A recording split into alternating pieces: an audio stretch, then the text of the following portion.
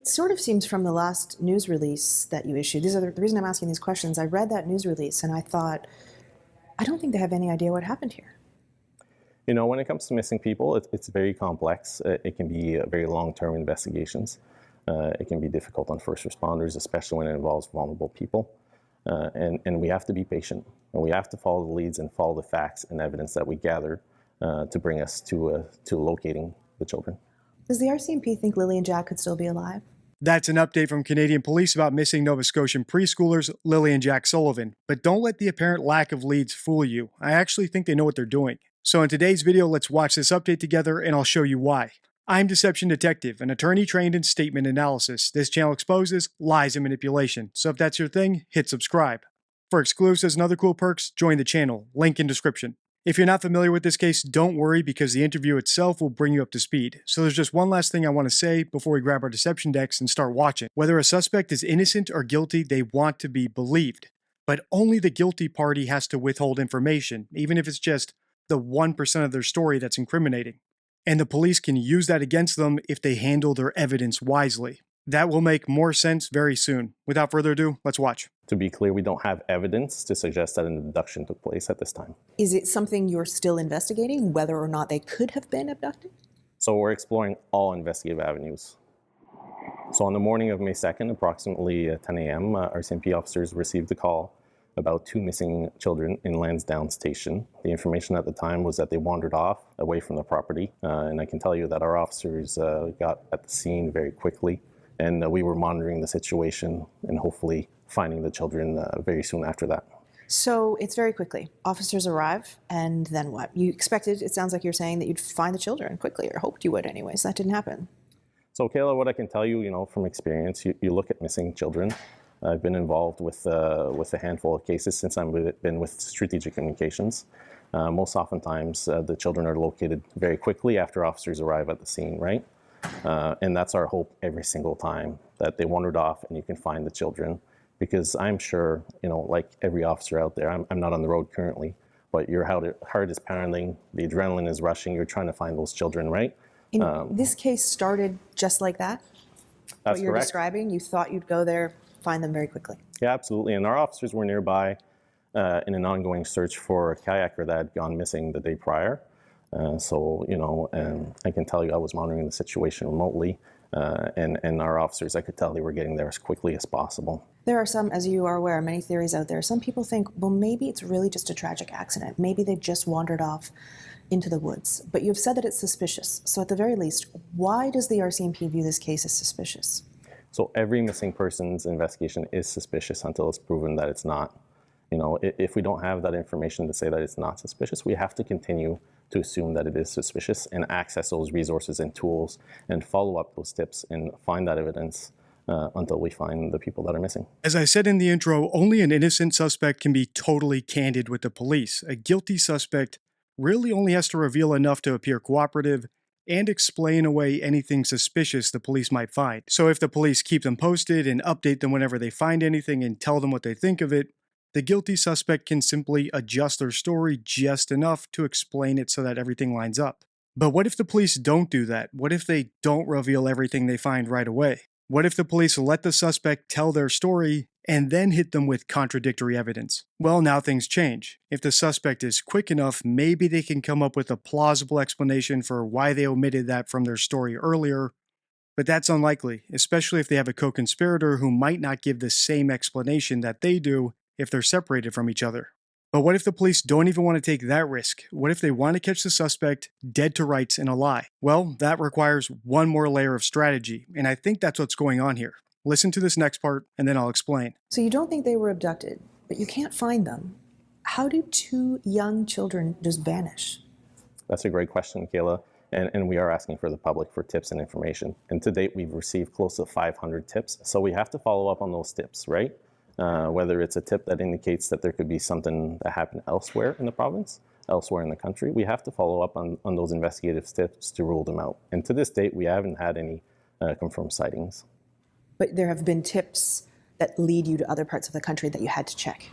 As with any investigation, oftentimes we do get tips that you have to verify that are elsewhere, yes. You have said that the children were last seen alive the day before. Can you tell me about the nature of that? So we know they were seen in public with loved ones the day prior. The specifics aren't being released at this time. Okay, and so that's the day before, so that's May 1st, but you've specifically asked for video back to April 28th. What's the reason for that? You know, when you establish a timeline for any investigation, you want to know where these individuals were prior. They may have been in contact with someone that you want to know who that person is.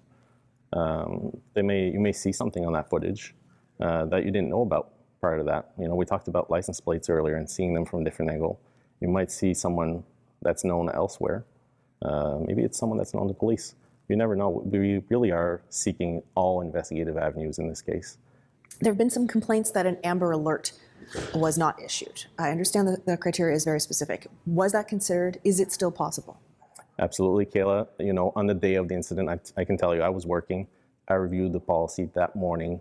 We have to have a suspect or a person of interest when it comes to abduction or a vehicle.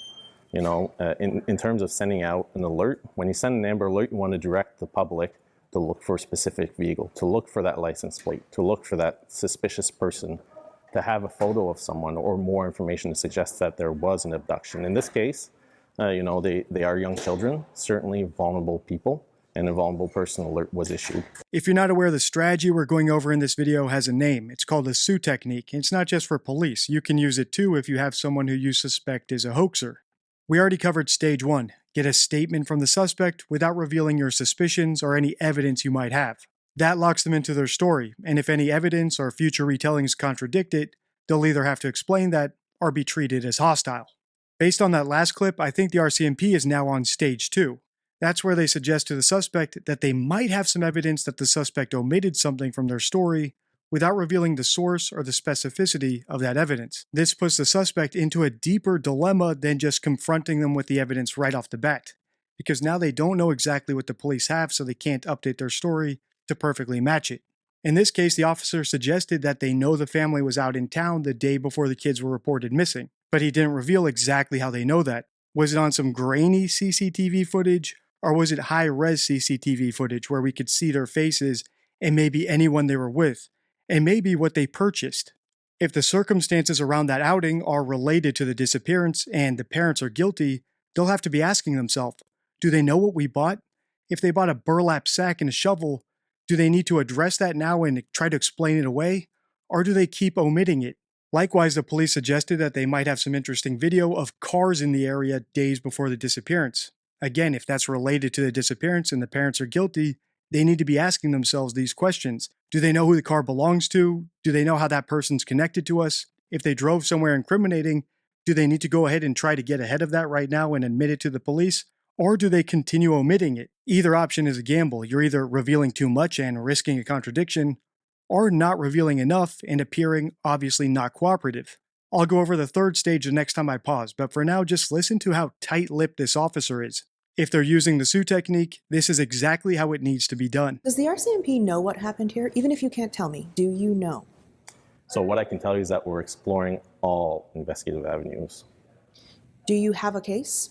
Are you building a specific case that's leading you in a certain direction? In this case, the investigation is still being investigated under the Missing Persons Act. It sort of seems from the last news release that you issued, the reason I'm asking these questions, I read that news release and I thought, I don't think they have any idea what happened here. You know, when it comes to missing people, it's very complex. It can be very long-term investigations.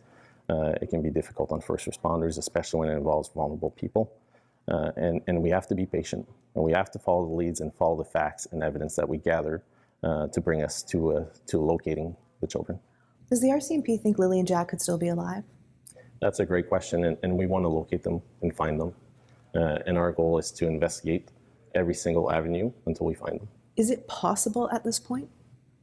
That's a great question, and our role is to find them in the evidence surrounding their disappearance. You mentioned a lot of the tips you're getting. I'm sure you're aware there's extraordinary public interest in this case. Some people are frustrated that the RCMP is not saying more. I understand it's an active investigation. And in some cases, the lack of information leads to speculation, and rumors are rampant online, and that's done some harm on the family in this case as well. What, though, would you say to the public who are begging for answers and just want to know what's happened here? We have to be patient. and certainly rely on our news releases and official sources of information. Don't listen to those rumors that are out there. We're putting out those news releases on a regular basis with information pertaining to the investigation. We have to be very cautious as to what type of information we release because we want to make sure that it doesn't affect the investigation. I think some people in the public are starting to wonder, is it possible that we may never find out what happened to Lily and Jack? Is that possible? I wouldn't be able to answer you that question today, but I can tell you that our investigators are seasoned. The last stage of the Sioux technique, you confront the liar with their lies. And in a case like this, where there's two co-conspirators, you make it very clear to them that their best option at that point is to turn on their co-conspirator. If you want more technique videos like this, let me know by liking, commenting, and sharing. Check the end card for my video about interrogation technique. Until next time, stay true.